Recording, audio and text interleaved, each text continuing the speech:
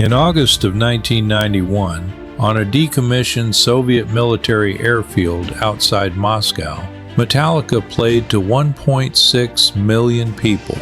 The Monsters of Rock Moscow 1991 concert is the largest heavy metal performance in human history, and it happened at the exact moment the Soviet Union was falling apart. Pull up a chair, friend. I want to tell you about the concert that didn't just rock the Soviet Union, it helped bury it. To understand what happened at Tushino Airfield on August 28, 1991, you have to understand the world in that moment. The Soviet Union, the most powerful communist state the planet had ever seen, was fracturing. Mikhail Gorbachev's reforms had cracked the iron grip of the state. Republics were declaring independence. The economy was in free fall. And then, just 9 days before the concert, it nearly all came crashing down at once. On August 19th, a group of hardline Communist Party officials launched a coup. They wanted to arrest Gorbachev, seal the borders, and drag the USSR back to the old ways. For 3 terrifying days, the world held its breath. The coup failed. Gorbachev returned, the ringleaders were arrested, and the Soviet people, for the first time in generations, tasted something they barely had words for: freedom. Into that powder keg of liberation came a convoy of the loudest music on Earth. The Monsters of Rock tour had been running across Western Europe all summer of 1991. AC/DC headlined. Metallica, Pantera, and the Black Crowes rounded out a lineup that could, and did, melt concrete. But Moscow was a different proposition entirely. This wasn't a ticketed arena show. This was a free concert organized in an extraordinary partnership between Western promoters and the Soviet government, broadcast live on state television to an estimated 300 million viewers across the USSR and Eastern Europe. Side note, rock music had been officially banned in the Soviet Union for decades. Classified as decadent Western propaganda, a corrupting influence on Soviet youth. Underground fans had spent years trading bootleg cassette tapes, risking punishment just to hear a Led Zeppelin riff.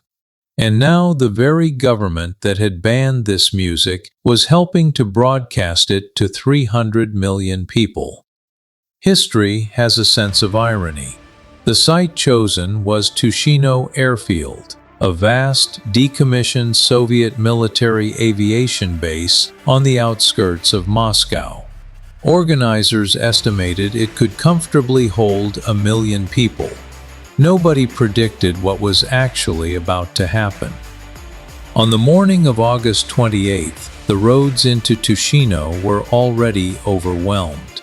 Trains were packed beyond capacity. People walked for hours from Moscow's outer suburbs. By midday, estimates put the crowd at over 1 million. By showtime, the number had grown to 1.6 million. 1,600,000 human beings.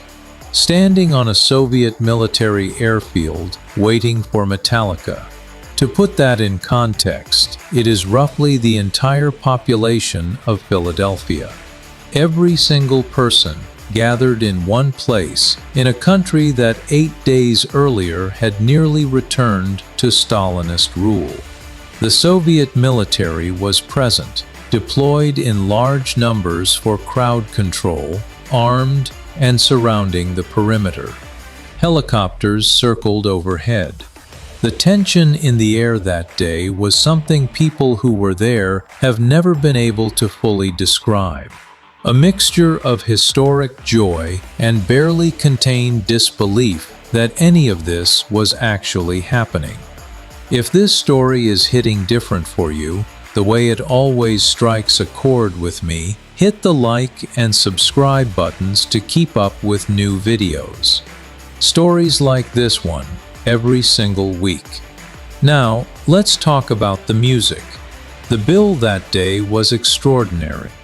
AC/DC opened, and imagine Thunderstruck echoing across the flat Soviet steppe for the first time, bouncing off a crowd of 1.5 million people who had spent their whole lives being told this music was forbidden. Pantera played a ferocious set. A young dimebag Daryl, barely 22 years old, shredding in front of what may still be the largest crowd heavy metal has ever seen. Side note, multiple accounts from Soviet concert-goers describe standing in the crowd during Pantera's set and simply weeping. Not from sadness, but from the pure, overwhelming shock of realizing that the world they had been told was off limits was suddenly, impossibly, right in front of them. And then came Metallica. James Hetfield walked to the microphone, looked out at a horizon of human beings stretching further than the eye could see, and offered a greeting in Russian. The crowd, already electric, detonated.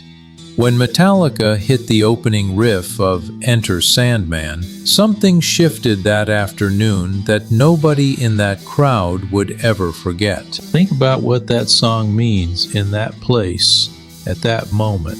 A song about the darkness that comes in the night, about fear, about what waits for you when the lights go out. And here are 1.6 million Soviet citizens, people who had spent their entire lives inside a system built on exactly that kind of fear, screaming every word back at the stage at the tops of their lungs. Metallica played for over an hour. The Unforgiven, One, Master of Puppets. For most of that crowd, these weren't just songs. They were contraband. They were secret, whispered things. Songs played quietly so the neighbors wouldn't hear, recorded on tapes with blank labels.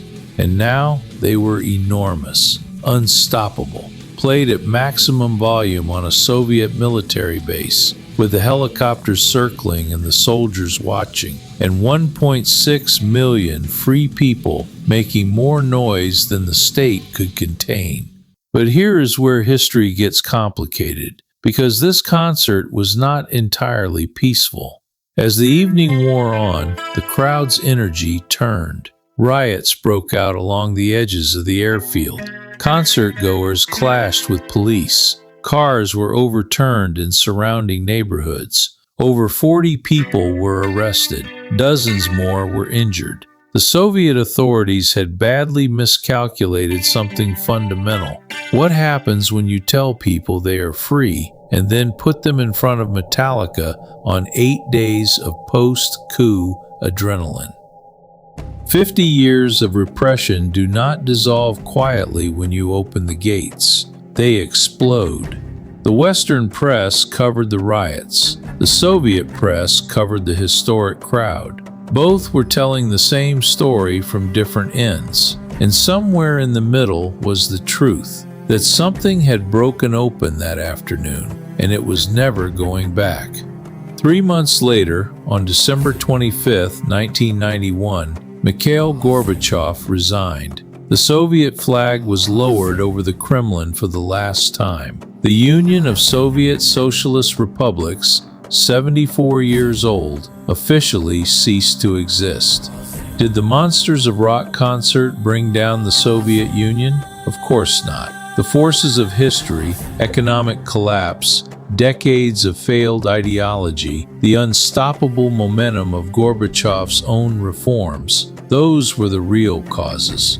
But what happened at Tushino Airfield on August 28, 1991, was something that history rarely offers. A moment of pure, documented proof, witnessed by 1.6 million people, that the ideas the Soviet state had spent 7 decades trying to suppress could not be suppressed. You cannot ban joy. You cannot confiscate the feeling of hearing Enter Sandman played at full volume with 1,000,000 strangers. You can't unring that bell. I am the spirit of music, and I have been in every room where people dared to play what they were told they could not. I was at Tushino Airfield that afternoon, and I can tell you this, the soldiers heard it too. The music doesn't ask for permission. It never has. And that day, even the helicopters had to fly a little higher. Thanks for coming along on this journey today, friend. If you want more stories like this, the moments where rock and roll collided with history and changed the world, I've got a whole channel full of them. Hit the like and subscribe buttons to keep up with new videos, and leave a comment below.